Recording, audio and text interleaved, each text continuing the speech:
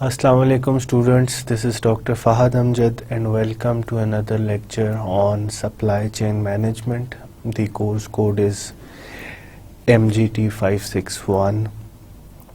The book which we are following is Supply Chain Management, Strategy, Planning and Operations. It is the 5th edition of the book which I am following. The publisher of the book is Pearson Publishing. The author of the book is Sunil Chopra and Peter Mandel. Before starting today's lecture, let me give you an overview of what we have done so far. In the last lecture we were discussing chapter 5, which is on network designs in supply chain. How do you design networks within the supply chain?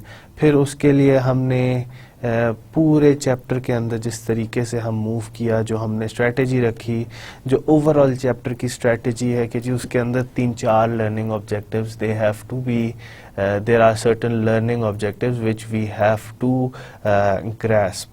सबसे पहला जो learning objective था वो understand the role of network design in the supply chain, कि जी network design क्या role play करता है सप्लाई चेन के अंदर. ये चीज़ें हमने डिस्कस कर ली हैं. फिर हमने ये देखा कि जी what are the different factors which influence the supply chain network design. ठीक है, तो what factors influence the network design ये भी हम कर चुके हैं इस चैप्टर के अंदर. फिर कोई फ्रेमवर्क है ऐसा जो डिज़ाइन डिसीजन मेकिंग के अंदर आपको मदद कर सके, जो नेटवर्क की डिज़ाइन डिसीजन मेकिंग के लिए हमने ये भी देख लिया कि जी हाँ, एक फ्रेमवर्क है जिसके अंदर 4 फेजेस हैं, हर फेज़ के अंदर आपने क्या डिसीजन लेना है. फिर आखिर में जो हमने लास्ट चैप्टर की बात की थी, लास्ट प्रेजेंटेशन में हमने कुछ ऑप्टिमाइजेशन मॉडल्स पढ़े थे. उसमें से जो पहला ऑप्टिमाइजेशन मॉडल हमने ये पढ़ा था कि जी अगर आपने फैसिलिटी लोकेशन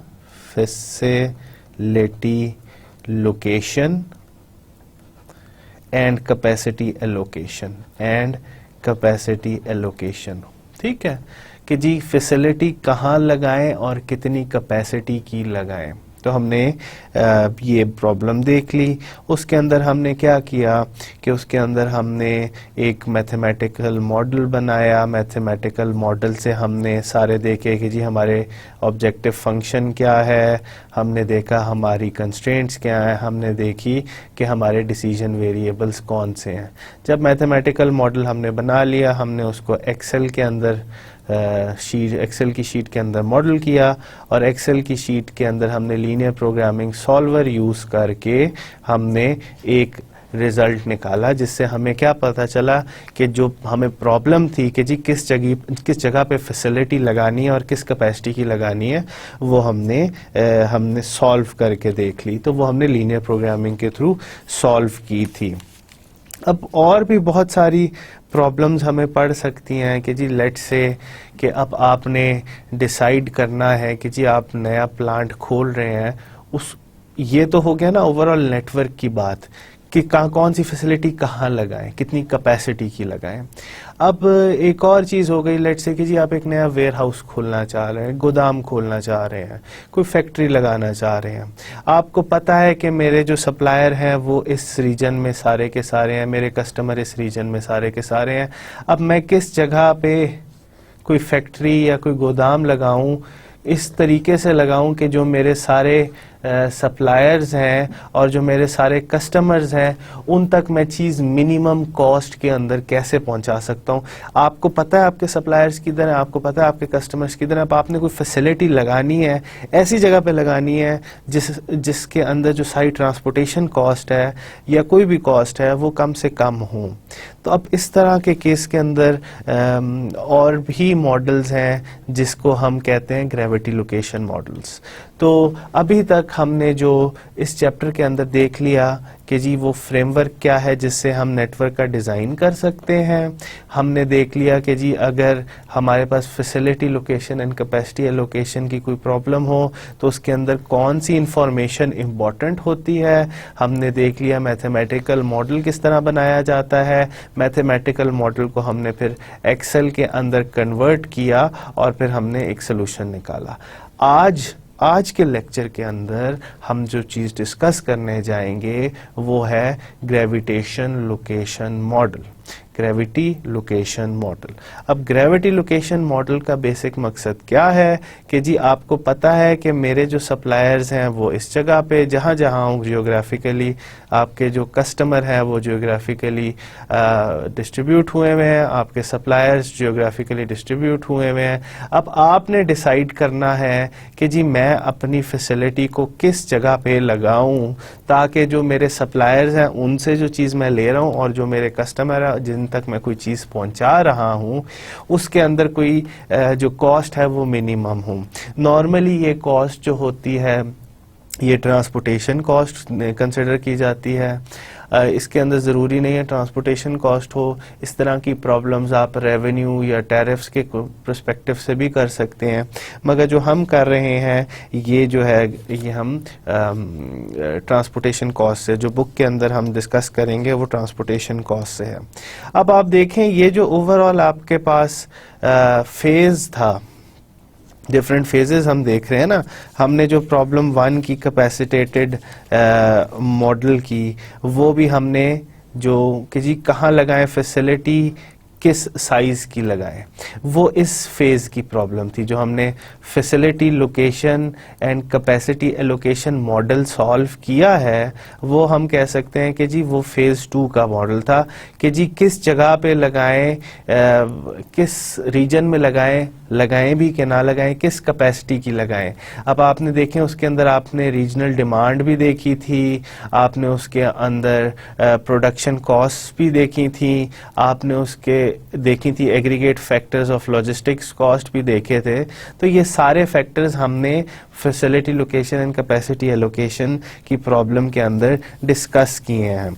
अब ये जो ग्रेविटी लोकेशन प्रॉब्लम है ये फेज 3 की प्रॉब्लम है कि जी अगर अब आपने डिजायरेबल साइट्स तलाश करनी है, कीपिंग इन कंसिडरेशन के जी अवेलेबल इंफ्रास्ट्रक्चर है और जो क्या टाइम है आपकी प्रोडक्शन मेथड से, तो ये आपके पास सप्लायर्स आपको पता है, कस्टमर आपको पता है। अब आपने डिज़ायरेबल साइट को सेलेक्ट करना है, यार इनमें से कौन सी डिज़ायरेबल साइट है। तो ये इस तरीके से ये हम इसको कह सकते हैं कि जी जो ग्रेविटी लोकेशन मॉडल है ना वो आपका ग्रेविटी लोकेशन मॉडल जो है वो आप कह सकते हैं फेज 3 की प्रॉब्लम है। ग्रेविटी लोकेशन मॉडल बहुत सिंपल है। आप लोगों को एफएससी के अंदर भी इसके बेसिक फार्मूलाज बताए थे। किसी भी प्लेन जगह पे एक प्लेन मैप समझ लें या पेपर समझ लें, देखें इन दो चीज़ों के दरमियान में क्या डिस्टेंस होगा। किसी भी लेट से कि जी एक पेपर है आपके पास, उस पेपर के ये 4 कोने हैं और उस पेपर के दरमियान में आपने 2 नुक्ते लगा दिए, ठीक है, इस तरह 2 नुक्ते लगा दिए। अब आप कैसे बताओगे कि जी इनके दरमियान में कितना डिस्टेंस है, ठीक है। तो हम इसका क्या तरीका है, हम कहेंगे कि जी हम ये पेपर का 0 पॉइंट लगते हैं, ये हम पेपर का x एक्सिस रख लेते हैं, ये हम पेपर का y एक्सिस रख लेते हैं, ठीक है। तो हम इसकी x1 y1 होगी, x1 ये है, इसका y1 ये है, इसका जो है वो y2 ये होगा और x2 ये होगा। अब ये क्या शो कर रहा है कि जी ये x एक्सिस पे शो कर रहा है कि जी ये वाला पॉइंट किस x पे आता है। ये अगर हम कहते हैं कि जी ये x1 पे आ रहा है, ये 2 पे आ रहा है, ठीक है। इसी तरह से ये हम कहते हैं कि जी ये 1 पे आ रहा है, ये 3 पे आ रहा है y, ठीक है। तो अब हमें पता चल गया कि अगर हमने ये वाला डिस्टेंस निकालना है तो ये वाला जो डिस्टेंस निकाला जाएगा वो इस फॉर्मूले से निकाला जाएगा। ये एफएससी के अंदर भी हमें सिखाया गया था कि अगर 2 पॉइंट्स के दरमियान के 2 पॉइंट्स हैं किसी प्लेन पे तो उनका किस तरह से उनके दरमियान में डिस्टेंस निकाला जाए। तो आज ये जो बेसिक कॉन्सेप्ट है वो फिर से हम यूज़ करेंगे और हम देखेंगे कि किस तरीके से अब हमारी जो प्रॉब्लम है कि हमें पता है कि हमारे सारे सप्लायर्स किधर हैं, हमें पता है कि हमारे सारे कस्टमर्स किधर हैं। अब हमें ये भी पता है कि जी हम कितनी शिपमेंट, प्रोबेबल शिपमेंट कितनी है, फोरकास्ट आपके पास है डिमांड की, आपके पास कैपेसिटीज की फोरकास्ट है या एक्चुअल डाटा है। अब आपने डिसाइड करना है मैं अपनी फैसिलिटी लगाऊं तो किस जगह पे लगाऊं। तो हम इस बेसिक फार्मूला को यूज करके आज हम ये डिसीजन लेंगे कि यार फैसिलिटी लगाएं तो किस जगह पे लगाएं। ठीक है, तो ये जो प्रोसेस है या ये जो मॉडल है इसको ग्रेविटी लोकेशन मॉडल कहा जाता है।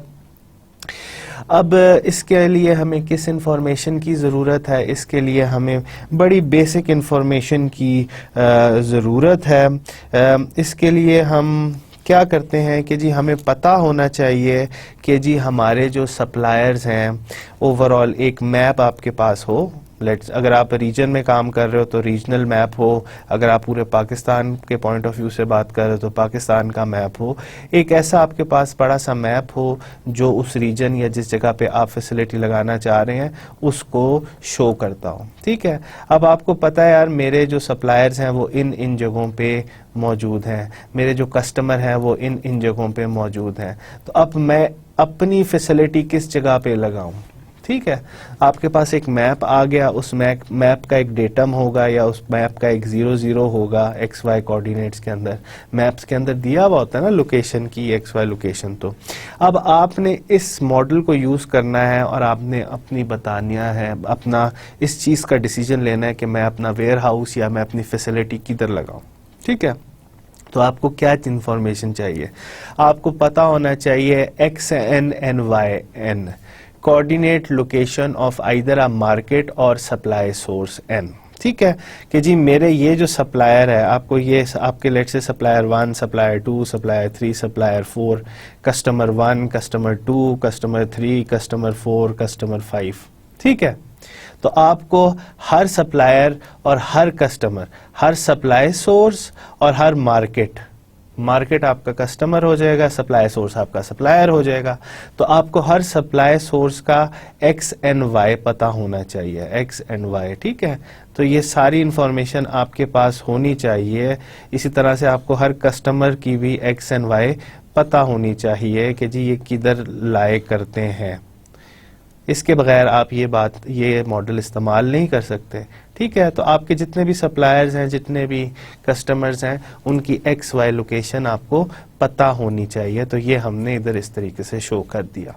Cost of shipping 1 unit for 1 mile between the facility and either market और द सप्लाई सोर्स। अब आपको ये भी पता होना चाहिए कि जी अगर मैं इस जगह से इस जगह तक चीज भेजूंगा तो मेरी ट्रांसपोर्टेशन कॉस्ट कितनी होगी। ठीक है, तो वो भी आपके पास इंफॉर्मेशन होनी चाहिए। अब आपको ये भी पता होना चाहिए कि जी quantity to be shift between facility and market और सप्लाई सोर्स। अब आपको इस चीज़ का भी पता होना चाहिए कि आप अपने सप्लायर से कितनी चीज़ मंगवाओगे। ठीक है, और आपका कस्टमर आपसे कितनी चीज़ मांग रहा है। तो ये भी आपको अंदाज़ा होना चाहिए कि जी जो ट्रेड वॉल्यूम है वो कितना है। अब आपने फैसिलिटी लगानी है, आपने डिसीजन लेना है कि जी मैं फैसिलिटी कहाँ लगाऊं। ठीक है, उसकी लोकेशन आपने निकालनी है कि मैं फैसिलिटी लगाऊं तो कहाँ लगाऊं। अब इस सवाल को सॉल्व करने के लिए जो इन्फॉर्मेशन आपको चाहिए कि जी आपको अपने सप्लायर्स और अपने कस्टमर्स की लोकेशंस पता होनी चाहिए on a map x y coordinates के अंदर। आपको पता होना चाहिए कि जी कॉस्ट ऑफ शिपिंग 1 माइल या यूनिट डिस्टेंस कितना होगा, और आपको वॉल्यूम ऑफ ट्रेड पता होना चाहिए कि जी इस फैसिलिटी से कितना वॉल्यूम ऑफ ट्रेड गुजरेगा। ठीक है, कितना सप्लायर से आएगा और कितना कस्टमर्स तक जाएगा। तो ये वॉल्यूम ऑफ ट्रेड जब तक आपको पता चलेगा या क्वांटिटी आपको नहीं पता होगी तो तब तक आप ग्रेविटी लोकेशन मॉडल नहीं यूज कर सकते। जो इसके अंदर फॉर्मूला यूज हो रहा है दैट इज वेरी सिंपल कि जी 2 पॉइंट्स के दरमियान में जो डिस्टेंस है वो इस तरह से शो किया जा सकता है। ठीक है, अब हम देखते हैं कि हम इसको किस तरीके से यूज कर सकते हैं। हमारे पास एक सिंपल सी प्रॉब्लम है, आपकी बुक के अंदर ये जो प्रॉब्लम है ये पेज नंबर 134 पे, पेज नंबर 134 पे डिस्कस की गई है। ठीक है, अब बेसिकली बात ये है कि जी एक कंपनी है, उसने एक नई फैसिलिटी खोलनी है। ठीक है। उस फैसिलिटी के जो सप्लाई सोर्स हैं वो इन 3 शहरों के अंदर है, या उस फैसिलिटी के जो सप्लायर्स हैं वो इन 3 शहरों में मिलेंगे आपको, और उस फैसिलिटी ने किस मार्केट को केटर करना है वो मार्केट ये है। ठीक है, तो अब आपके पास इंफॉर्मेशन आ गई कि जी हमने एक फैसिलिटी खोलनी है, कहाँ खोलें ये हमारे पास अभी तक इंफॉर्मेशन नहीं है। अब उसकी सप्लाई कितनी है कि जी अगर सप्लायर्स जो हैं वो उसके इन जगहों पे मौजूद हैं और उसके जो मार्केट है उस फैसिलिटी की वो इन जगहों पे मौजूद है। अब आपने ये देखना है कि जी इनकी ट्रांसपोर्टेशन कॉस्ट पर टन या पर माइल कितनी है। तो कितनी ट्रांसपोर्टेशन कॉस्ट है, वो ट्रांसपोर्टेशन कॉस्ट पर माइल देखी हुई है कि जी अगर आप इधर से कोई चीज़ भिजवाते हो कहीं तो ट्रांसपोर्टेशन कॉस्ट इतनी है, इस जगह से भिजवाते हो तो ट्रांसपोर्टेशन कॉस्ट इतनी है, इस जगह से इतनी। तो ये पर यूनिट या आप इसके अंदर देखें डॉलर्स पर टन दिया हुआ है, तो 1 टन चीज को भिजवाना है ना तो आपको ऑलमोस्ट $0.9 खर्च करने पड़ेंगे।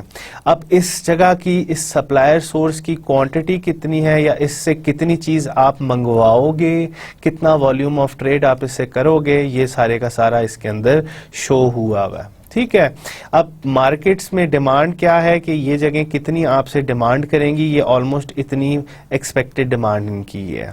इनके जो एक्स वाई कोऑर्डिनेट्स हैं वो मैप के ऊपर शो हुए हुए हैं इन सारे पॉइंट्स के कि जी एक्स कोऑर्डिनेट की वैल्यू ये है, वाई कोऑर्डिनेट की वैल्यू यहाँ शो हो रही है। ठीक है, तो अब आप देखें ग्रेविटी लोकेशन मॉडल जो मैंने पहले बताया था कि जी ये इंफॉर्मेशन आपके पास होना ज़रूरी है। ये इंफॉर्मेशन शायद सारी की सारी आपके पास इस जगह पे शो हो रही है कि जी आपके पास सप्लाई सोर्स हैं, आपके पास मार्केट्स हैं या कस्टमर्स हैं, आपके पास ट्रांसपोर्टेशन कॉस्ट है, आपके पास वॉल्यूम ऑफ ट्रेड है और आपके पास एक्स वाई कोऑर्डिनेट्स हैं। एक्स वाई कोऑर्डिनेट्स इस तरह से शो हो रहे हैं कि जी अगर जब भी आपने किसी जगह पे कोई लगानी है तो आपके पास एक मैप होना चाहिए उस पूरे, अगर आप किसी रीजन में कर रहे हो तो उस रीजन का मैप आपके पास, लेट से कि जी ये एक रीजन है उसका आपके पास मैप होना चाहिए। उस रीजन में ये वाली जगह इस जगह पे है, ये वाली रीजन में ये जगह ये जगह ये जगह, तो उन जगहों पे आपके पास एक्स वाई कोऑर्डिनेट्स मिल जाएंगे इजीली। अगर आप पूरे मुल्क में कर रहे हो तो आपके पास पूरे मुल्क का मैप होगा, उसके अंदर आप इजीली बना सकते हो। तो एक्स वाई कोऑर्डिनेट्स होना जरूरी है। इसके अंदर कोई प्रॉब्लम नहीं है कि जी एक्स वाई कोऑर्डिनेट्स की मैप आप जूम इन जूम आउट करो या छोटा मैप लो या बड़ा मैप लो तो उनका स्केल जो है वो डिफरेंट होता है, इसमें कोई मसला नहीं है। As long as you are using one map, उसी मैप के एक्स एंड वाई कर लें तो आपको उसी मैप के एक्स एंड वाई में मिल जाएगा। मैप्स चेंज ना करें, एक ही मैप रखें, उसी का एक्स एंड वाई कोऑर्डिनेट देखें, वो वैल्यूज डालें, आपको उसी मैप के एक्स एंड वाई कोऑर्डिनेट्स में आंसर निकलेगा। अब ट्रांसपोर्टेशन, आपका इसमें ऑब्जेक्टिव फंक्शन क्या है? आपका ऑब्जेक्टिव यह है कि जी मैं किस जगह पे फैसिलिटी लगाऊं कि मेरी जो ट्रांसपोर्टेशन कॉस्ट है, जो मैं चीज़ भेज रहा हूं या कहीं से मैं ले रहा हूं और कहीं मैं भेज रहा हूं, तो मेरी जो ट्रांसपोर्टेशन कॉस्ट है ना that should be minimised. Transportation cost किस तरीके से हम निकालेंगे?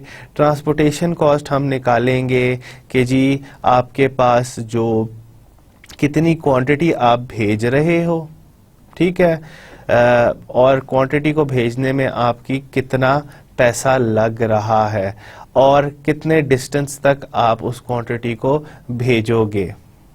ठीक है, तो ये वैल्यू कि जी एक यूनिट, 1 टन को भेजने में कितना पैसा लग रहा है, कितना टन आप भेजोगे, ऑलमोस्ट इतना टन आप इस जगह से मंगवाओगे, पर टन को पहुंचाने में पर माइल हमारा इतना लग रहा है, और उन पॉइंट्स के दरमियान में कितना डिस्टेंस है, that will be represented by d of n.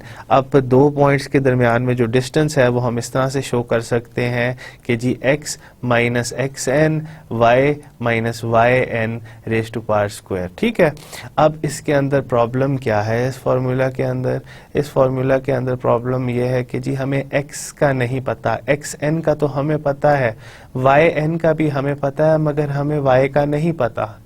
अब हमने फाइंड आउट करना है कि जी किस जगह पे हमने फैसिलिटी लगानी है। उस फैसिलिटी के हमें एक्स एंड वाई पता होंगे तो फिर हम उस जगह पे कहेंगे ना, इस जगह पे, तो फिर उसका एक्स एंड वाई हमें पता होगा तो तभी हम इसको सॉल्व कर सकते हैं ना। अब हाथ से हम इसको सॉल्व नहीं कर सकते। इस तरह की प्रॉब्लम्स को सॉल्व करने का एक ही तरीका होता है कि इनको कंप्यूटर में मॉडल करें और कंप्यूटर एक्स एंड वाई की वैल्यू चेंज करता जाए, तेजी से चेंज करता जाए, डिफरेंट कम्बिनेशन देखे और फिर देखे ऑब्जेक्टिव फंक्शन क्या आ रहा है। ऑब्जेक्टिव फंक्शन जो हमने सेट किया हुआ है वो कॉस्ट का किया हुआ है कि जी टोटल कॉस्ट जो हो ना वो कम अज कम हो। ठीक है, तो इस केस के अंदर अब हम क्या कर सकते हैं, हम इसको फिर से कंप्यूटर से यूज कर सकते हैं और हम इसको सॉल्व करने की कोशिश करेंगे। ठीक है, तो अब हम ये सारी की सारी प्रॉब्लम है इसको हम देखते हैं एक्सेल के अंदर किस तरह से हम सॉल्व कर सकते हैं। मैंने आपको बता दिया कि जी थ्योरेटिकल फार्मूला क्या है ग्रेविटी लोकेशन मॉडल का। ग्रेविटी लोकेशन मॉडल यूज करने के लिए आपके पास कौन कौन सी इंफॉर्मेशन होना ज़रूरी है। जब आपके पास ये सारी इंफॉर्मेशन होगी तो फिर आप ग्रेविटी लोकेशन मॉडल यूज कर सकते हैं। थ्योरेटिकल फाउंडेशंस मैंने आपको बता दी हैं। अब हम जाते हैं एक्सेल की तरफ और हम एक्सेल में इसको मॉडल करने की कोशिश करते हैं। प्रॉब्लम आपकी क्या है, प्रॉब्लम आपकी ये है कि जी आपके पास एक सेट ऑफ सप्लायर्स हैं, एक सेट ऑफ कस्टमर्स हैं। अब आपने डिसाइड करना है कि जी आपने अपनी फैसिलिटी कहाँ लगानी है। इसके लिए हम जो फार्मूला यूज़ करेंगे वो ये वाला फार्मूला है। ये बेसिकली हमें एफएससी लेवल पे सिखाया जाता है कि जी distance between the two points is represented by this, कि जी उन दोनों का जो है, अब ये वाला डिस्टेंस अगर मैंने फाइंड करना है तो मैं कैसे फाइंड करूंगा, ये वाला डिस्टेंस मैं फाइंड करूंगा x1 minus x2 whole square plus y1 minus y2 whole square whole under root, है ना। तो ये वाला डिस्टेंस मुझे पता चल जाएगा। तो अब हम इस वाले फॉर्मूला को यूज करते हैं और हम इसको अपनी प्रॉब्लम के लिए यूज करते हैं कि जी हमारा x और y कौन सा x एंड y है जहां मैं अपनी फैसिलिटी लगाऊं। ठीक है, आइए अब इसको हम एक्सेल के अंदर देखते हैं। तो ये जी आपकी प्रॉब्लम एक्सेल के अंदर है। वही बात कि जी अगर एक्सेल के अंदर आपने पहले से एक्सेल के पिछले लेक्चर के अंदर भी मैंने ये बात डिस्कस की थी, अभी भी मैं डिस्कस करता हूँ। नॉर्मली एक्सेल जब आप इंस्टॉल करते हो, मैं एक्सेल 2010 यूज़ कर रहा हूँ, 2007 के अंदर भी सॉल्वर है। जब भी आप एक्सेल कंप्यूटर के अंदर सॉल्व करते हैं तो जो इसका सॉल्वर है वो इसके साथ आता है। उस सॉल्वर को आप इजीली एक्टिवेट कर सकते हैं। उस सॉल्वर को एक्टिवेट करने का क्या तरीका है, आप ऑप्शंस में जाएं, एक्सेल के ऑप्शंस, एक्सेल्स के ऑप्शन के अंदर आपके पास डिफरेंट ऑप्शंस आ जाएंगे। उसके अंदर एक है ऐड इन का ऑप्शन। ठीक है, ऐड इन्स का क्या मतलब होता है कि कौन सी चीज़ें हम एडिशनल ऐड इन या इसके साथ चला सकते हैं। अब आपके पास आ जाएगा इसके अंदर सॉल्वर ऐड इन, के जी सॉल्वर जो है उसको ऐड करो और इसके अंदर फिर आपने ओके पे नहीं जाना, आपने इसके बाद गो पे जाना है। ओके करेंगे तो फिर वो एक्टिवेट नहीं होगा। ये वाला ऑप्शन आपके पास आ जाएगा, इसके अंदर आपने सॉल्वर का जो है उसको टिक लगाना है और फिर ओके करना है। तो फिर जब आप जाएंगे डेटा के अंदर तो डेटा टैब के अंदर आपके पास सॉल्वर एक्टिवेट हुआ होगा। ठीक है, अब हम अपनी प्रॉब्लम, ओरिजिनल प्रॉब्लम के अंदर वापस जाते हैं। हमारे पास जो प्रॉब्लम है कि जी हमारे पास सप्लाई सोर्सेज हैं, हमारे पास मार्केट सोर्सेज हैं। अब हमने एक ऐसी लोकेशन फाइंड करनी है कि जी कि हम अपनी फैसिलिटी लगा सकें ताकि जो हमारा जो कॉस्ट है, टोटल कॉस्ट ऑफ ट्रांसपोर्टेशन, वो मिनिमाइज हो जाए। टोटल कॉस्ट ऑफ ट्रांसपोर्टेशन हम किस तरह से निकाल सकते हैं कि जी पर यूनिट कॉस्ट कितनी लगती है एक यूनिट चीज़ को भेजने की और कितना डिस्टेंस उसने ट्रैवल किया। ठीक है, अब हम हाथ से इस चीज़ को सॉल्व नहीं कर सकते, हम कंप्यूटर को ये प्रॉब्लम देंगे। कंप्यूटर डिफरेंट वैल्यूज डालेगा और देखेगा कि जी सबसे अच्छी वैल्यू कौन सी है। तो इस केस के अंदर हमने सेट करना है, ये वही देखिए आपकी जो एक्सेल शीट है इसके अंदर वही सारी इंफॉर्मेशन है जो हमने पहले डिस्कस की, आपके कुछ सप्लाई सोर्सेज हैं, उनके ये नाम है, पर यूनिट कॉस्ट कितनी है, एक टन चीज़ को ट्रांसपोर्ट करने की कितनी कॉस्ट है, पॉसिबल टनेज कितनी है, उस जगह से आने एक्सपेक्टेशन के जी उस जगह से हम लेंगे। आपके पास मार्केट्स हैं, मार्केट में एक यूनिट एक टन ऑब्जेक्ट को, एक टन प्रोडक्ट को मूव करने के कितने पैसे लगेंगे, पॉसिबल वॉल्यूम कितना है कि जी इस मार्केट के साथ आप ट्रेड करोगे वो ये है। इन सारे पॉइंट्स के हमारे पास एक्स एंड वाई कोऑर्डिनेट्स जो हैं वो सारों के पे हैं।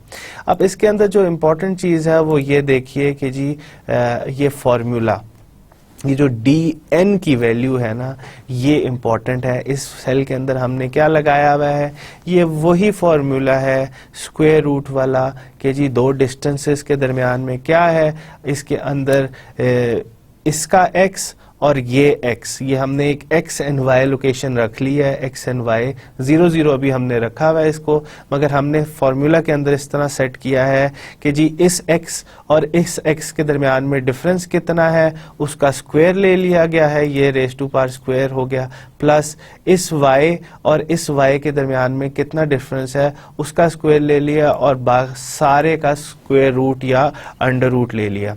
इसी तरीके से हमने ये सारे के सारे जो सेल्स हैं वो हमने सेट कर दिए हैं। तो अब मैं इसकी जगह x की जगह पे अगर 4 लिखता हूं और y की जगह पे 1 लिखता हूं तो आप देखें ये जो सारी डी एन की वैल्यूज़ हैं ये चेंज हो रही हैं। क्यों? क्योंकि ये जो डी एन की वैल्यूज़ हैं they are dependent on the values of x and y. अब मैं एक्स एंड वाई चेंज करता हूं तो आप देखें ये डी एन की वैल्यू चेंज हो रही है। अब ये कॉस्ट का एक ऑब्जेक्टिव फंक्शन देखें कि ये किस तरह से चेंज होता है।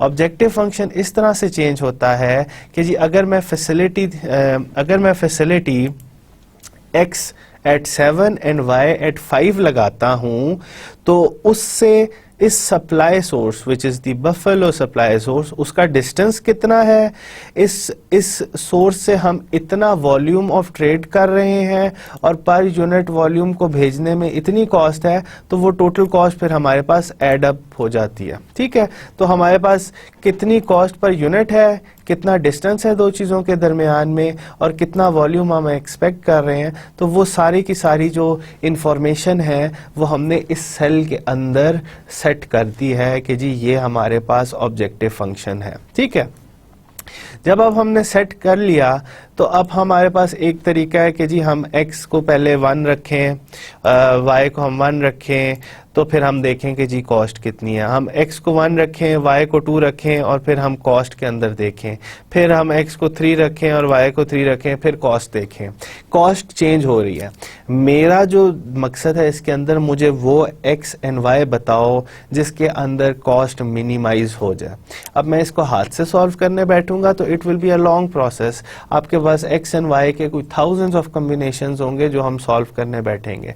अब जाहिर बात है कंप्यूटर्स इस चीज़ में तेज़ हैं तो हम ये कंप्यूटर से काम कराते हैं। हम सॉल्वर में जाएंगे सीधा सीधा, हम उसको कहते हैं कि जी आपका ऑब्जेक्टिव फंक्शन क्या है, सेट टारगेट सेल। हम सीधा सीधा कहते हैं ये वाला जो सेल है ना तुमने, ये हमारा ऑब्जेक्टिव फंक्शन है, इसको तुमने मिनिमाइज करना है। ठीक है, मिनिमाइज वैल्यू करनी है। अब आपने इसको ये बता देना है कि किन सेलों को चेंज मैं करूं तो हमारी ये वैल्यू आए। तो इसके अंदर हम ये कह देंगे कि जी ये जो दो सेल है ना, इन दोनों को जब तुम चेंज करोगे तो हमारे पास आंसर आना चाहिए। अब इसके अंदर हम कोई कंस्ट्रेंट नहीं लगा रहे। जिस तरह पहले प्रॉब्लम के अंदर हमने objective function, decision variable and constraint लगाए थे ना, वो थी हमेशा लीनियर प्रोग्रामिंग की जो फॉर्मुलेशन होती है उसके अंदर हम लगाते हैं। क्यों? क्योंकि आपके पास लिमिटेड रिसोर्स होता है, उस लिमिटेड रिसोर्स को आपने डिस्ट्रीब्यूट करना होता है under the assumption of certain constraints के ये कंस्ट्रेंट्स है मेरे पास, ये मेरे पास रिसोर्स है, अब इस रिसोर्स को डिस्ट्रीब्यूट करना। तो उस केस के अंदर हम कंस्ट्रेंट्स लगाते हैं। इस केस के अंदर हम कोई चीज़ डिस्ट्रीब्यूट नहीं कर रहे, हम एक डिसीजन ले रहे हैं कि जी मैं किस जगह पे चीज़ लगाऊं सच दैट कि जो मेरा ऑब्जेक्टिव फंक्शन है वो जो कॉस्ट ऑफ ट्रांसपोर्टेशन है वो कम से कम हो। जब मैंने ये सेट कर दिया तो मैं इसको कहूँगा सॉल्व करो, तो वो ऑटोमेटिकली इसके अंदर डिसेबल्ड वो ऑटोमेटिकली इसको रन करेगा। लेट मी रीस्टार्ट इट, ताकि इसकी जो मैक्रोज हैं वो डिसेबल हुई हुई हैं वो फिर से इनेबल हो जाए। Let me go restart the problem, और यहाँ से हम इसके अंदर मैक्रो डिसेबल हुई हैं तो हम इनेबल कर देंगे मैक्रोज, तो फिर वो ऑटोमेटिकली इसको सॉल्व करेगा। सॉल्वर पे जाते हैं and we will call solve. तो उसने सॉल्व कर दिया, कीप ओरिजिनल। उसने हमें एक x एंड y लोकेशन बता दी कि जी इस x और y लोकेशन पे आप जाओगे तो ऑटोमेटिकली आपका जो डिस्टेंस ट्रेवल है वो मिनिमम होगा। अब देखें आपकी शीट के अंदर एक ग्राफ भी बना आ रहा है, उस ग्राफ के अंदर वो सारे पॉइंट्स बताए हुए हैं कि जी ये जो कोऑर्डिनेट्स हैं अगर आप उसको सॉल्व करें तो ये different coordinates, supply coordinates and source coordinates and market coordinates लेके उन्होंने ये किया हुआ है प्लॉट। और ये जो पिंक वाली चीज़ है ये शो कर रही है कि जी आपका जो डिस्ट्रीब्यूशन सेंटर, आपका वेयर हाउस, आपकी मैन्युफैक्चरिंग फैसिलिटी, कोई भी चीज़ जो आप लगाना चाह रहे हो वो कहाँ होनी चाहिए। अगर मैं इसको 1 and 1 पे करूँगा तो आप ये देखें ये इधर आ जाएगा। अगर मैं इसको 0 और 0 पे करता हूँ तो इधर है। मैं अगर इसको 100 and 100 करता हूँ तो वो इधर आ जाएगा। तो ये जो पिंक डॉट है ये शो कर रहा है कि जी किस x एंड y पे आपकी जो है फैसिलिटी वो लोकेट करेगी। तो आप इसको जब सॉल्व करेंगे ऑटोमेटिकली तो वो आपको बता देगा जो ऑप्टिमम पॉइंट है वो मैप का 681.3 एंड 882.0 जो है, ये इस जगह पे आप अपनी फैसिलिटी लगाओगे तो आपका जो है मिनिमम कॉस्ट होगी। वो जो कॉस्ट है वो आपकी ऑलमोस्ट ट्रांसपोर्टेशन कॉस्ट जो है वो इतनी आपको पड़ेगी, क्योंकि आप चीज़ें भेज रहे हो सप्लाई सोर्स से लेके कस्टमर तक आपने पहुंचानी है। तो इस तरीके से आपकी जो सॉल्यूशन है आप निकाल सकते हो किसी भी प्रॉब्लम का। इनको कहते हैं ग्रेविटी लोकेशन प्रॉब्लम्स। अब ग्रेविटी लोकेशन प्रॉब्लम्स जो हैं हमें बहुत जगहों पे नज़र आती हैं। हमारे पास ग्रेविटी लोकेशन मॉडल्स जो होते हैं वो ग्रेविटी लोकेशन मॉडल्स हमें बहुत जगहों पे नज़र आती हैं। हमारे पास कभी होता है कि जी आपने वेयर हाउस लगाना है, ठीक है, वेयर हाउस लगाना है तो आपके पास सप्लायर्स हैं जहाँ से आप चीज़ें मंगवा रहे हो, वेयर हाउस के अंदर आपने रखनी है वो चीज़ें, और फिर आपके कोई कस्टमर है जहाँ तक आपने चीज़ पहुँचानी है। तो इस केस के अंदर आपको ग्रेविटी लोकेशन मॉडल यूज़ करना होता है कि जी मैं वेयर हाउस लगाऊँ तो कहाँ लगाऊँ, ठीक है। इसी तरीके से अगर आप डिस्ट्रीब्यूशन सेंटर लगाना चाहते हो, डिस्ट्रीब्यूशन सेंटर के लिए भी यही मॉडल है। आपने अगर कोई सर्विस प्रोवाइड करनी होती है तो फिर आप कहते हो कि मैं अपना ऑफिस कहाँ रखूं, तो ऑफिस लोकेशन कहाँ रखूं। आपको पता है कि जी आपके कस्टमर किधर हैं, आपके सप्लायर्स जो जहाँ से आपने सर्विस प्रोवाइडर्स किधर हैं, तो आप अपने ऑफिस स्पेस को या ऑफिस लोकेशन को भी ग्रेविटी लोकेशन मॉडल से सेलेक्ट कर सकते हो।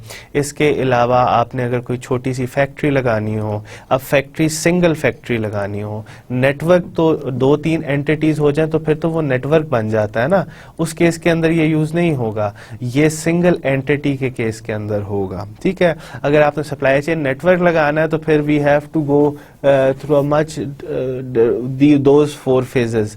मगर अब आपने क्या करना है कि आपने बेसिकली एक फैसिलिटी की जो लोकेशन है वो फाइंड करनी है, ठीक है। तो इस केस के अंदर आप एक फैसिलिटी के केस के अंदर ग्रेविटी लोकेशन मॉडल लगा सकते हो, ठीक है। आपका देखें ओवरऑल ये था ना कि पूरा नेटवर्क डिज़ाइन करना है, उसके लिए वो 4 फेजेस थे, phase 1, phase 2, phase 3 and phase 4। तो अब हमने फेज़ 3 के अंदर ये ग्रेविटी लोकेशन मॉडल पढ़ लिया कि जी हमारे पास एक डिज़ायरेबल साइट्स आ गई हैं। हमने पहले रीजन्स देखे, रीजन्स में से हमें ये वाला रीजन पसंद आया, इस रीजन के अंदर किस जगह पे हम लगाएं अपनी फैक्ट्री, तो वो जो उसका एक्स एंड वाई है वो हमें ग्रेविटी लोकेशन मॉडल से पता चल गया कि जी इस एक्स एंड वाई लोकेशन पे अगर आप अपनी फैक्ट्री लगाएंगे तो आपकी जो है इस एक्स एंड वाई पे आप अपनी फैक्ट्री लगाएंगे तो डिस्टेंस की जो है वो मिनिमाइजेशन हो जाएगी, ठीक है, तो ये था ग्रेविटी लोकेशन मॉडल। इसी तरीके से the basic formulas which are used, आप देखें, ये आपको मैं एक्सेल फाइल दूंगा, ये इसके अंदर बुक के अंदर भी आपको इन्फॉर्मेशन दी है कि किस सेल पे आपने किस तरह से फार्मूला लगाना है। इन फार्मूलाज को आप जाएं, गूगल करें, गूगल से आपको इनका मतलब समझ आ जाएगा। स्क्वायर रूट, ब्रैकेट्स क्यों डली हुई हैं, ये जो इसके अंदर डॉलर साइंस हैं ये क्यों डले हुए हैं। डॉलर साइंस एक्सेल के अंदर इसलिए डलते हैं कि वो रेफरेंस शो कर रहा होता है, बेसिकली B16 है, ठीक है। तो ये B16 के अंदर अगर आप डॉलर साइन लगा दोगे तो इसका मतलब है ना आप B को चेंज कर सकते हो ना आप 16 को चेंज कर सकते हो। तो ये फार्मूलाज के अंदर ये डॉलर साइन लगाए जाते हैं क्योंकि आप फार्मूलाज को एक सेल से दूसरे सेल में कॉपी करते हो। तो जब आप उसको कॉपी करते हो कि लेट्स से कि जी एक आपकी B रो है, उसमें ये B कॉलम है, उसके अंदर आपने एक सेल के अंदर वैल्यू डाली है, अब दूसरे सेल के अंदर अगर आप कॉपी करोगे तो वो ऑटोमेटिकली B16 से B17 हो जाएगा। तो अगर आप रोकना चाहते हैं इन चीज़ों को तो आप उसके सामने जिस चीज़ को रोकेंगे तो उसके सामने आप डॉलर साइन लगा देंगे, ठीक है। तो ये फार्मूलाज के अंदर ज़्यादातर डॉलर साइंस लगाए जाते हैं। अब आप देखें जिस चीज़ के अंदर डॉलर साइन नहीं है तो जब आप क्लिक वो फार्मूला को कॉपी पेस्ट करेंगे तो उसकी ये जो वैल्यूज़ हैं, अब ये E7 E5 है तो ये E6 इजीली हो जाएगा, E7 E8 E9, क्योंकि इसके अंदर चेंजेस आ रही हैं। आगे F की साइड पे लेके जाएंगे तो वो चेंज होना शुरू हो जाएगा, इसलिए ये डॉलर साइन यूज़ होता है। डिफरेंट सेल्स पे फार्मूलाज लिखे हुए हैं, आपकी बुक के अंदर भी दिए हैं, जो एक्सेल शीट में आपको इसके साथ दूंगा उसके अंदर भी हैं। आप इसको ज़रूर घर बैठ के एक दफ़ा रन करें और अपना आंसर को टैली करें कि जी ये आंसर निकलता है कि नहीं। अगर आपने ग्रेविटी लोकेशन मॉडल कंप्यूटर से सॉल्व नहीं करना तो उसका हाथ से भी ये एल्गोरिदम आप कह सकते हैं, यह इटरेटिव प्रोसेस है। आपके पास एक्स एंड वाई डैश आपने वैल्यू निकालनी है, उसके अंदर ये वैल्यूज डालें और फिर उन वैल्यूज को सॉल्व करें।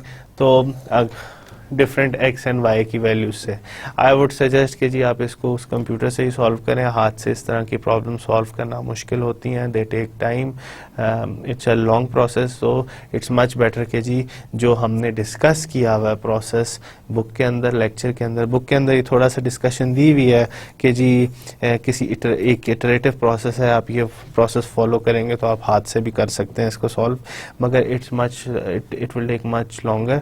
बेहतर यही है कि जी आप उसे कंप्यूटर से सॉल्व कर लें, मगर आपकी बुक में भी एक इटरेटिव प्रोसेस दिया हुआ है और ये iterative process is on 136 page under the heading of iterative procedure for solving gravity location models, ठीक है। इसी तरीके से अब कुछ और मॉडल्स भी हैं। मॉडल्स क्यों यूज़ होते हैं अब तक आपको समझ आ जानी चाहिए कि जी कोई ख़ास सिचुएशन है उसके अंदर। अब हमने क्या किया, हमने facility location and capacity allocation का एक मॉडल पढ़ लिया, ठीक है। हमने ग्रेविटी लोकेशन मॉडल पढ़ लिया। Facility location and capacity allocation बताती थी कितनी कैपेसिटी लगाऊं, किस जगह पे लगाऊं, ये जो है आपको एग्जैक्ट प्लेस बता देती थी कि जी एक्स एंड वाई के अंदर। ये वाली आपको ग्लोबल या स्ट्रेटेजिक लेवल पे बता रही है, ये आपको ज़्यादा ऑपरेशनल लेवल पे बता रहा है ग्रेविटी लोकेशन मॉडल के जी क्या एक्स एंड वाई हैं जिस पे आपने लगानी है। इसी तरह से और नेटवर्क ऑप्टिमाइजेशन मॉडल्स हैं, allocating demand to production facilities. आपके पास इसी के अंदर सारे मॉडल्स के अंदर you will have decision variables, things that will change, you will have an objective function जिसको आपने मॉडल करना है और आपके पास कुछ कंस्ट्रेंट होंगी, ठीक है। अब मैंने जो आपके साथ जो मॉडल डिस्कस किया एक्सेल के अंदर, इट हैज़ कंसिडर्ड एवरीथिंग, ठीक है। एक्सेल के अंदर चीज़ को मॉडल करने के डिफरेंट टेक्निक्स हैं। वो टेक्निक्स क्या है कि जी आप पहले उसका मैथमेटिकल मॉडल बनाएं, मैथमेटिकल मॉडल को एक्सेल के अंदर कन्वर्ट करें और फिर उसको सेटअप करना है आपने उसके सॉल्वर को। अब आपको ये भी पता है कि जी अगर आपके पास कोई ऑब्जेक्टिव फंक्शन है तो उसको एक्सेल के अंदर किस तरह डालना है, ठीक है। ऑब्जेक्टिव फंक्शन है तो इसका मतलब है कि एक्सेल का एक सेल होगा जिसके अंदर एक फार्मूला आप लगाओगे, वो फार्मूला जो होगा वो बेसिकली ये जो ऑब्जेक्टिव फंक्शन का फार्मूला उसके इक्वल होगा, ठीक है। आपके पास कुछ इन्फॉर्मेशन होगी, ये इन्फॉर्मेशन नंबर ऑफ फैसिलिटीज़, कितनी चीज़ भेजी जा सकती है, क्या कैपेसिटी है, क्या कॉस्ट है, कितनी क्वांटिटी भेजी जाएगी, ये सारी आपके पास एक्सेल के अंदर आप डिफरेंट सेल्स के अंदर मॉडल कर लोगे, डिफरेंट सेल्स के अंदर डाल लोगे और फिर आप अपने ऑब्जेक्टिव फंक्शन को उसके साथ लिंक करोगे, ठीक है, यूजिंग डिफरेंट फार्मूलाज। और फिर आपने अपना जो सॉल्वर है उसको सेटअप करना है यूजिंग दी कंस्ट्रेंट के जी ये कंस्ट्रेंट इतनी होनी चाहिए, इसकी कैपेसिटी से डिमांड से ज़्यादा अगर आपकी जो डिमांड है वो हमेशा फुलफिल होनी चाहिए और कैपेसिटी से ज़्यादा आप चीज़ बना नहीं सकते। तो इस तरह की डिफरेंट आपके पास जो कंस्ट्रेंट्स हैं यू कैन यूज़। अब आपकी बुक के अंदर और एक दो एडिशनल एग्जांपल्स दी हुई हैं under the same of the same model के जी location model and facility allocation models, facility location and capacity allocation model. आप जाओ इनको ज़रूर पढ़िए, ये भी वही तरीके यूज़ कर रहे हैं कि जी किस जगह पे लगाना है, कितनी कैपेसिटी का लगाना है, अगर ऑन होगा तो वो 1 से रिप्रेजेंट होगा, अगर नहीं ऑन होगा तो वो 0 से रिप्रेजेंट होगा। तो ये सारी की सारी चीज़ें हम एक एग्जाम्पल के अंदर हमने पढ़ ली हैं, एक लेक्चर के अंदर देख ली हैं। मैं आपको सारों से बेहतर है कि जी ये चीज़ें जो हैं ये आप अपने जो एडिशनल एग्जांपल्स हैं इनको आप अपने जो एक्स्ट्रा टाइम है उसके अंदर पढ़ें, मगर जो बेसिक आइडियाज़ थे कि जी ग्रेविटी लोकेशन मॉडल किस तरह यूज़ करना है और facility location model and capacity location model किस तरह से आपने उसको मैथमेटिकली मॉडल करना है और फिर मैथमेटिकल मॉडल के बाद आपने एक एक्सेल शीट बनानी है, एक्सेल शीट को किस तरीके से आपने कनेक्ट करना है, डिफरेंट सेल्स को किस तरह से कनेक्ट करना है और फिर उसको यूज़ करना है। अब मैं आपको इधर एक दफ़ा फिर बता दूं कि जी जो प्रोसेस है किसी भी इस तरह की प्रॉब्लम को मॉडल करने का वो बहुत सिंपल है कि जी सबसे पहले मैं फिर से आखिरी दफ़ा आपको कैटेगराइज करके बता देता हूँ कि जी किस तरीके से आपने लीनियर प्रोग्रामिंग की जितनी भी प्रॉब्लम्स हैं उनको सॉल्व करना है या उनको कंप्यूटर के अंदर लाना है। आपकी जो भी प्रॉब्लम होगी उसके लिए आपने इन्फो जो है या इंफॉर्मेशन जो है मॉडल के लिए कौन कौन सी इंफॉर्मेशन रिक्वायर्ड है वो आपके पास होना ज़रूरी है। वो आपको डिफरेंट मॉडल्स की इंफॉर्मेशन मिल जाती है कि जी क्या क्या इंफॉर्मेशन होना ज़रूरी है। उसके बाद आपने एक मैथमेटिकल मॉडल बनाना है। मैथमेटिकल मॉडल सिर्फ रेफरेंस के लिए बनाया जाता है ताकि जो आपका बेसिक मकसद है वो आप पहले एक मैथमेटिकल मॉडल बना लो और आपको पता हो कि मैंने क्या चीज़ करनी है। मैथमेटिकल मॉडल बनाने के बाद फिर आप एक एक्सेल मॉडल बनाते हो। जो एक्सेल मॉडल होता है उसके अंदर डिफरेंट सेल्स रखे जाते हैं, यानी कि जी ऑब्जेक्टिव फंक्शन जो है वो एक सेल के अंदर जो एक्सेल का सेल है उसके अंदर मॉडल किया जाएगा। डिफरेंट डिसीजन वेरिएबल्स होंगे, उसके लिए आपको सेल्स जो हैं डिफरेंट एक्सेल के वो असाइन करने होंगे कि ये वो चीज़ें जिसको तुमने चेंज करना है। कंस्ट्रेंट्स जो हैं वो भी इसी तरीके से मॉडल होंगी कि जी डिफरेंट सेल्स पे आप कंस्ट्रेंट लगाओगे। ये सारे के सारे जो काम है ना ऑब्जेक्टिव फंक्शन सेट करना, तो आप एक्सेल के लीनियर प्रोग्रामिंग सॉल्वर के थ्रू यू कर सकते हैं। ठीक है, अब इसके अंदर और कोई इस तरह की प्रॉब्लम है तो आप ज़रूर जाएं बुक को रेफ़र करें और बुक से जो भी एडिशनल हेल्प है वो आप बुक से देख सकते हैं। अब हम आखिर में एक दफ़ा आगे जाते हैं कि जी हमने देख लिया कि फैसिलिटी को किधर लगाना है, उसकी लोकेशन क्या होनी चाहिए। हमने ये देख लिया कि जी लोकेशन जो ग्रेविटी लोकेशन मॉडल है किस तरीके से निकाला जा सकता है, किसी फैसिलिटी की एग्जैक्ट लोकेशन किस तरह से निकाली जा सकती है। तो अब किसी भी हम देखते हैं कि जी ओवरऑल हमारे पास बहुत सारी एक पूरी प्रॉब्लम आ जाए कि जी आपके ये सप्लायर्स हैं, आपके पास ये प्लांट्स हैं, ये वेयर हाउसेस हैं, ये मार्केट्स हैं, तो अब आप इनको किस तरीके से मॉडल कर सकते हो मैथमेटिकली। तो अब देखें आपके पास एक पूरा सप्लाई चेन का नेटवर्क आ रहा है। ठीक है, सप्लाई चेन का नेटवर्क है, आपके पास कुछ सप्लायर्स हैं, वो सप्लायर्स किसी मैन्युफैक्चरिंग प्लांट पे चीज़ें बना के भेज रहे हैं। वो मैन्युफैक्चरिंग प्लांट्स जो हैं किसी वेयर हाउस तक चीज़ पहुंचा रहे हैं, उस वेयर हाउस में वो चीज़ स्टोर हो रही है और वो मार्केट तक पहुंचाई जा रही है। तो ये देखें, ये जो है सॉलिड लाइंस जो हैं दे आर शोइंग कि जी आपकी जो मटेरियल है वो इस जगह से इस जगह पे या इस डायरेक्शन के अंदर मूव कर रहा है। ग्रेविटी लोकेशन मॉडल जब हमने यूज़ किया था तो हमें एग्जैक्टली जो इन प्लांट्स की एक्स एंड वाई है वो हमने यूज़ कर ली। इसी तरीके से सप्लायर का भी हम ग्रेविटी लोकेशन मॉडल यूज़ करके देख सकते हैं कि जी इसका एक्स ये है, इसका वाई ये है, इसका एक्स ये है, दूसरे का इसका वाई है।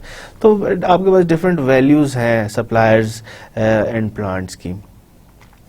ये क्या वैल्यू शो कर रही हैं कि जी कितना वॉल्यूम या कितनी क्वांटिटी मूव कर रही है, क्या सप्लायर से प्लांट पे कोई चीज़ जा रही है। ये क्या शो कर रही है कि जी प्लांट से वेयर हाउस पे कितनी चीज़ जा रही है।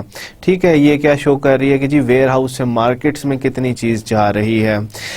हम इस मॉडल को अगर यूज़ करना चाहें, एक्सेल के अंदर मॉडल करना चाहें तो हम 0-1 यूज़ कर सकते हैं कि जी अगर ये वाला सप्लायर हम यूज़ करेंगे तो हम उसके लिए 0 रखेंगे, इस सेल की वैल्यू 0 होगी, अगर इस सेल की वैल्यू 1 हो गई तो वो इस्तेमाल होगा, अगर 0 होगी तो इस्तेमाल नहीं होगा।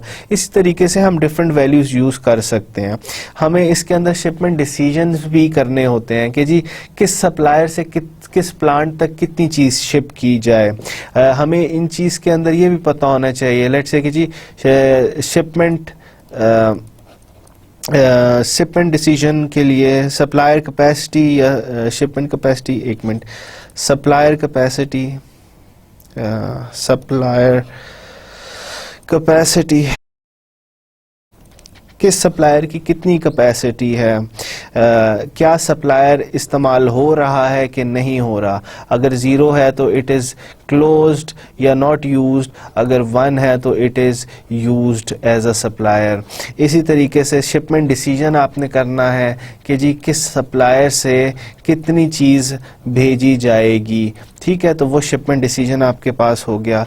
लेट्स से कि जी कोई वेरिएबल है L, वो शो कर रहा है कि जी सारे सप्लायर्स, नंबर ऑफ सप्लायर्स। कोई वेरिएबल है N which shows all the plants which are open और which are being used network के अंदर। T जो है वो वेयर हाउसेस को शो करता है, M जो है वो मार्केट्स को शो करता है। तो ये जो सारी की सारी हैं, इसके अंदर वॉल्यूम्स भी हैं, इसके अंदर कॉस्ट भी है कि जी कॉस्ट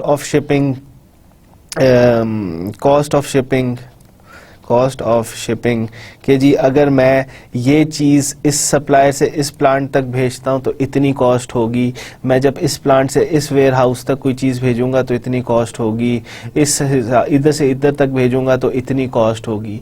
तो ये जो एरोज़ हैं इसको हम शिपिंग कॉस्ट भी कर सकते हैं, ये क्वांटिटी को भी शो कर सकते हैं कि कितनी क्वांटिटी गई इधर से, तो टोटल कॉस्ट ऑफ ट्रांसपोर्टेशन कितनी होगी, जितनी क्वांटिटी गई है और जितनी उसकी शिपमेंट कॉस्ट है तो वो टोटल आपके पास ट्रांसपोर्टेशन कॉस्ट आ जाएगी उसकी। तो इस तरीके से जो आपने नेटवर्क प्रॉब्लम्स, जो हमने ओरिजिनली नेटवर्क प्रॉब्लम देखी थी ना, facility location and capacity location, अगर आपने उसको ब्रॉड करना है तो इस तरीके से हम उसको मॉडल कर सकते हैं कि जी सप्लायर्स हैं उनको एक वेरिएबल से शो करें, प्लांट्स जो है उनको दूसरे वेरिएबल से, वेयर हाउस है उनको तीसरे वेरिएबल से, मार्केट्स है उनको चौथे वेरिएबल से।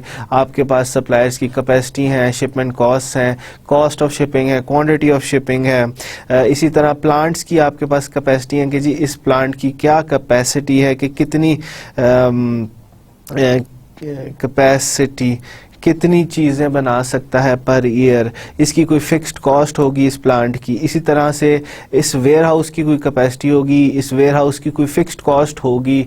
वेयर हाउसेस की भी तो फिक्स्ड कॉस्ट होती है ना, उसको चलाने के लिए जो इंफॉर्मेशन, जो उसकी चलाने के लिए कॉस्ट होती है। इसी तरह से मार्केट्स की डिमांड होती है कि जी मार्केट से कितनी डिमांड आएगी, सप्लायर्स की कैपेसिटी होती है, मार्केट की डिमांड होती है। तो इस पूरे नेटवर्क के अंदर आप देखें कितने वेरिएबल्स हैं और कितनी ज़्यादा इंफॉर्मेशन हमें पता होनी चाहिए।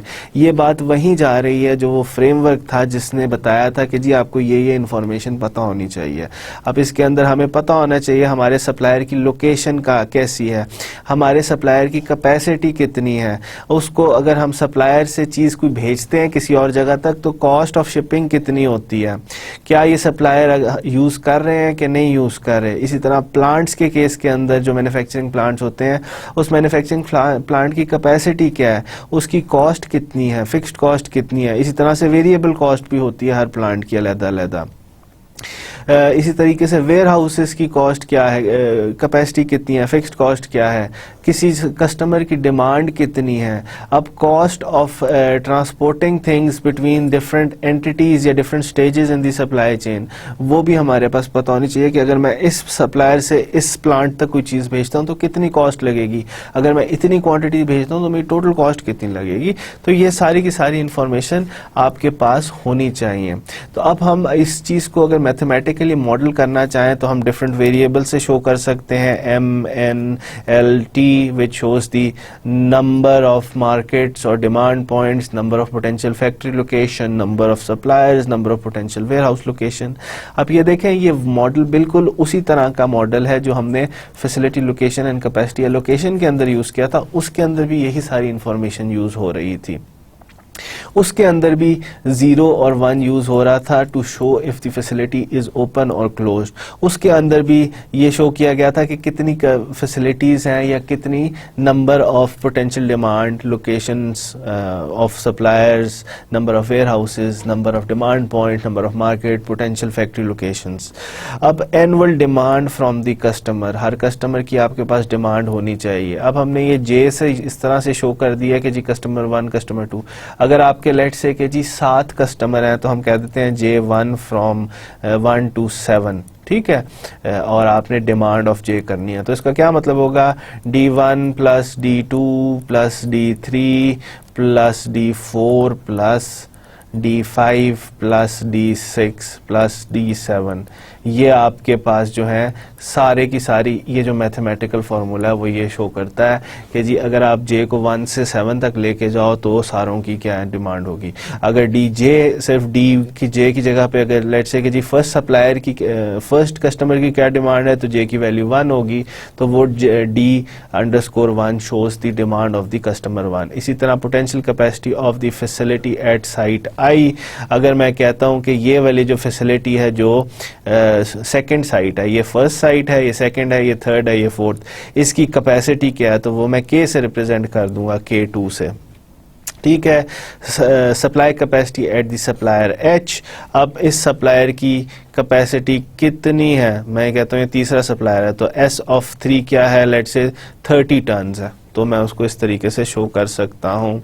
Potential warehouse capacity at site E, किसी भी वेयर हाउस की कैपेसिटी क्या है, फिक्स्ड कॉस्ट क्या है डिफरेंट साइट्स को मेंटेन करने की, fixed cost of locating a warehouse at site E, cost of shipping 1 unit from supply source to factory I, cost of shipping from supply production to shipping 1 unit of factory to warehouse. तो पहले आपके पास cost होनी चाहिए shipping 1 unit from supplier to the factory, from factory to warehouse and from warehouse to customer, ठीक है। तो ये वो सारी की सारी कॉस्ट आपके पास होनी चाहिए, ये हमने डिफरेंट वेरिएबल से शो कर दी हैं।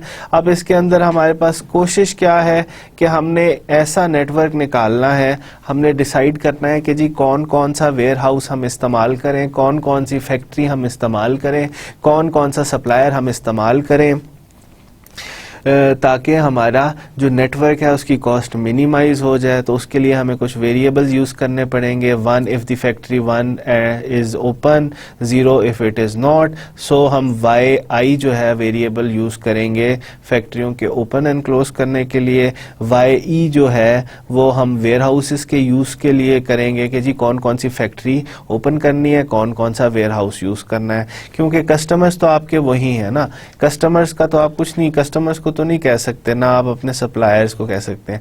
आपने अब डिसाइड करना है कि जी कौन सा नेटवर्क हम यूज़ करें, कौन से प्लांट्स और कौन से वेयर हाउसेज अपने रखें, ऑन रखें, कौन कौन से ना रखें।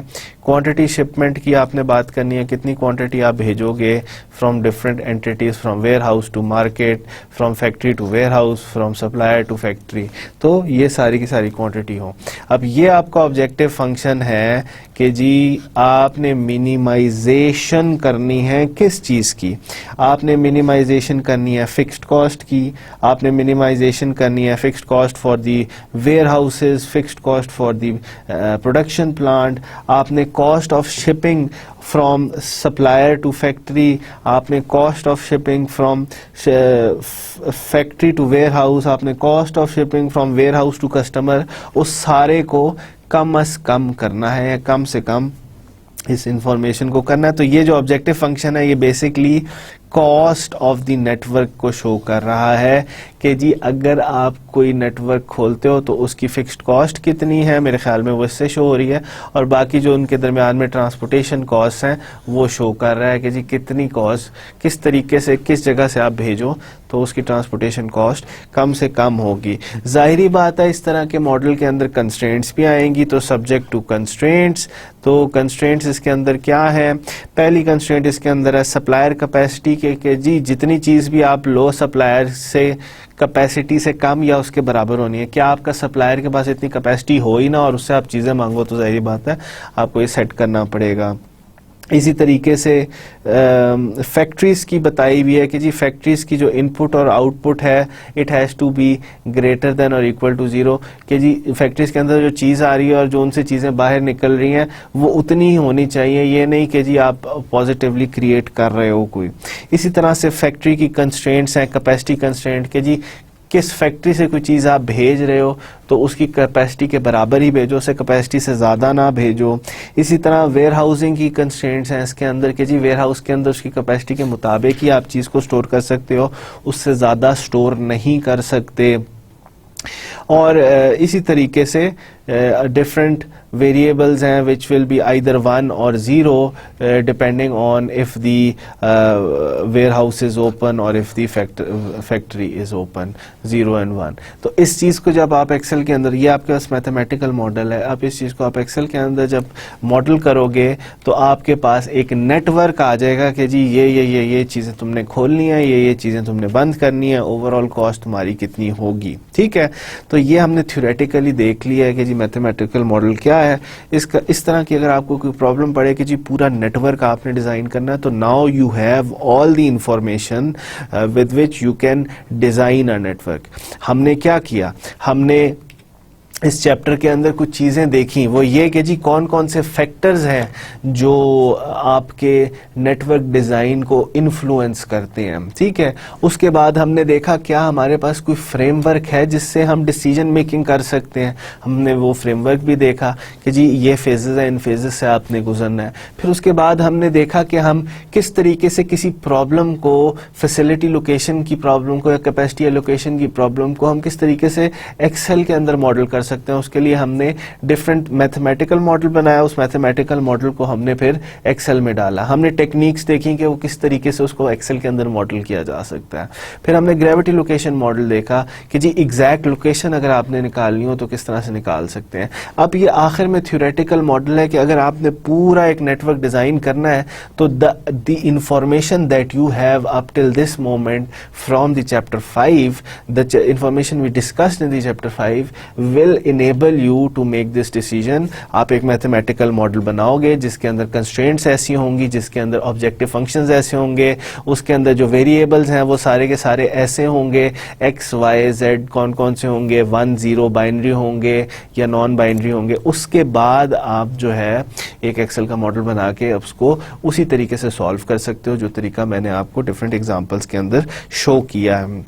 एडिशनली अगर आपने टैक्स एंड रेवेन्यूज़ को भी अंदर डालना है, नॉर्मली कैलकुलेशन के अंदर इनको एग्रीगेट करके दिया जा सकता है, मगर वैसे भी देखना जाए तो आप क्या करो, अभी तक तो हम मिनिमाइज फंक्शन कर रहे हैं ना कि minimization of the cost, minimization of the cost. अगर आपने करना है मैक्सिमाइजेशन फंक्शन, तो मैक्सिमाइजेशन फंक्शन के अंदर कि जितना आपने रेवेन्यू कमाया है, जितना पैसा आपने कमाया है, उसमें से आप कॉस्ट ऑफ प्रोडक्शन या fixed cost of the network and transportation cost, production and transportation cost.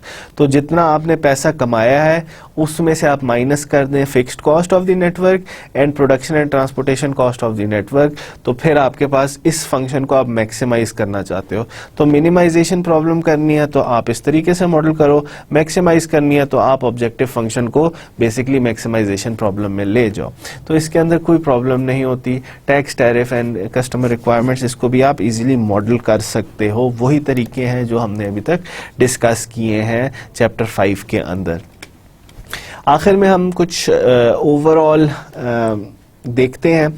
आपकी बुक के अंदर थ्योरेटिकल एस्पेक्ट जो चीज़ें सिखाने वाली थी वो तो अप टिल इन चैप्टर 5 के अंदर वो कवर हो गई हैं। इसके अंदर कुछ और केस स्टडीज़ हैं, आई वुड रिकमेंड कि आप उनको ज़रूर जाके पढ़ें।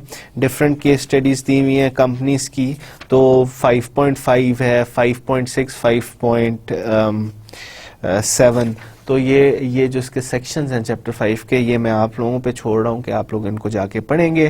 डिफरेंट एग्जांपल्स दी हुई हैं कि जी केस स्टडीज़ की फॉर्म में कि जी इस कंपनी को ये प्रॉब्लम आई तो उसने किस तरीके से सॉल्व की। तो जो कॉन्सेप्ट हमने डिस्कस कर लिए हैं इस चैप्टर के अंदर उनकी प्रैक्टिकल इम्प्लीमेंटेशन ही है, तो आप लोगों को ज़्यादा उसकी फ़ायदा होगा पढ़ने का। आगे आखिरी चीज़ जो मैं इस चैप्टर के बारे में डिस्कस करना चाहता हूँ कि हमें डिज़ाइन डिसीजन लेते हुए कुछ और चीज़ों का ख़्याल भी रखना होता है। जब हम नेटवर्क डिज़ाइन कर रहे होते हैं तो हमें इस चीज़ का ख्याल रखना चाहिए कि जो फैसिलिटी हम डिज़ाइन कर रहे हैं उसकी लाइफ स्पैन क्या है। ठीक है, लाइफ स्पैन के जी ये जो फैसिलिटी है ये अगले 10 साल, 20 साल, 15 साल, 16 साल, कितने सालों के लिए ये ऑपरेशनल होगी।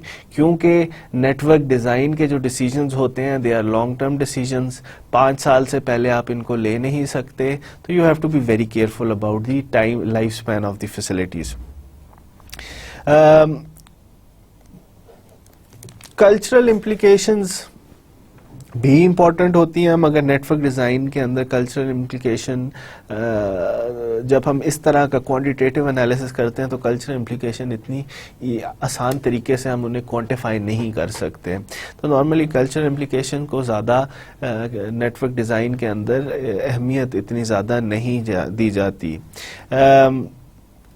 इसी तरीके से एडिशनल इंफॉर्मेशन है कि या एडिशनल कॉन्सेप्ट या एडिशनल कॉन्सेप्ट्स जिनको आपको अंडर कंसिडरेशन रखना पड़ता है कि जी quality of life issues network design करते हुए कि जो आपके वर्कर्स हैं या जो जिस तरह का आप नेटवर्क डिज़ाइन कर रहे हो उसके अंदर क्वालिटी ऑफ लाइफ इशू ज़रूर आपने इश्यूज़ को डिस्कस करना है। ये वो सारी के सारी चीज़ें हैं जो आप डिफरेंट फेजेस के अंदर करोगे। ठीक है, फेज़ 3 एंड फेज़ 4 के अंदर तो बेसिकली आपने डिसीजन लेना है कि मैंने कहाँ चीज़ लगानी है। जो इन जगहों पे आप फेजेस 1 में जब डिफरेंट साइट्स को वो कर रहे होंगे ना, शॉर्ट लिस्ट कर रहे होंगे, तो इन जगहों पे आपने इन चीज़ों का सोचना ज़रूरी है। कल्चरल इम्प्लीकेशन, इसी तरीके से quality of life implication, tax, tariff and incentives, ये सारी की सारी चीज़ें सोचना ज़रूरी है। फिर उसके बाद आप वो पॉसिबल लोकेशन सेलेक्ट करें या पॉसिबल अल्टरनेटिव सेलेक्ट करें कि जी यहाँ मैं अपनी फैसिलिटीज़ लगा सकता हूँ। अब मेरी कॉस्ट कितनी है, नेटवर्क का डिज़ाइन कैसा होना चाहिए, नेटवर्क के अंदर कितनी ट्रांसपोर्टेशन कॉस्ट लगेगी। ठीक है, तो ये वो सारे के सारे तरीके हैं जिससे हम एक सप्लाई चेन नेटवर्क का डिज़ाइन जो होता है वो करते हैं। डिफरेंट डिसीजंस किस तरह लिए जाते हैं वो सारी की सारी आपको जो टू दी पॉइंट इंफॉर्मेशन थी वो आपको इस चैप्टर के अंदर मिल गई कि जी अगर आपने नेटवर्क डिज़ाइन करना है किस तरीके से गुजरना है, आपने इन 4 फेजेस के थ्रू गुजरना है, किन किन फैक्टर्स को कंसिडर करना है, किस फेज़ के अंदर आपको किस तरह का डिसीजन लेना होगा, किन किन चीज़ों का ख्याल रखना है। ये ऑल डिपेंड्स कि जी आप किस तरह की सप्लाई चेन बनाना चाह रहे हैं, किस प्रोडक्ट की है, किस मुल्क के अंदर होगी, तो उसके हिसाब से आपने ये सारे के सारे फैक्टर्स डिस्कस करने हैं। बाद में ये वही बात कि जी हमें ये चीज़ें थी, लर्निंग ऑब्जेक्टिव्स थे इस चैप्टर के, इन 4 लर्निंग ऑब्जेक्टिव्स को पूरा करना था। हमने देख लिया कि जी क्या रोल होता है नेटवर्क का इन नेटवर्क डिज़ाइन का इन सप्लाई चेन। हमने देख लिया कौन कौन से फैक्टर्स इन्फ्लुएंस करते हैं सप्लाई चेन के डिज़ाइन डिसीजन को। हमने एक फ्रेमवर्क देख लिया जो हमें नेटवर्क का जो डिज़ाइन डिसीजन है उसके अंदर मदद देता है, और हमने डिफरेंट ऑप्टिमाइजेशन टेक्निक्स देख ली कि जी किस तरीके से कौन कौन से मॉडल्स हैं जिससे हम डिफरेंट टाइप्स ऑफ डिसीजन ले सकते हैं। इसके साथ चैप्टर 5 हमारा ख़त्म होता है। मैं आपको रिकमेंड कर रहा हूं कि जी नेक्स्ट चैप्टर स्टार्ट करने से पहले आप different case studies, different problems, सारी एग्जांपल्स इस बुक की ज़रूर देखें। आप एक्सेल की फाइल्स खोलें, उनको उनके अंदर किस तरीके से एक्सेल फाइल सेटअप हुई हुई है उनको सॉल्व करने की कोशिश करें जिस तरीके से मैंने आपको शो किया है, ताकि जब हम आगे जाएं तो हमारे पास ये जो बेसिक इंफॉर्मेशन थी जो चैप्टर 5 की वो अच्छे तरीके से एसिमिलेट हो जाए। Until next time, this is Dr. Fahad Amjad. Assalamu alaikum.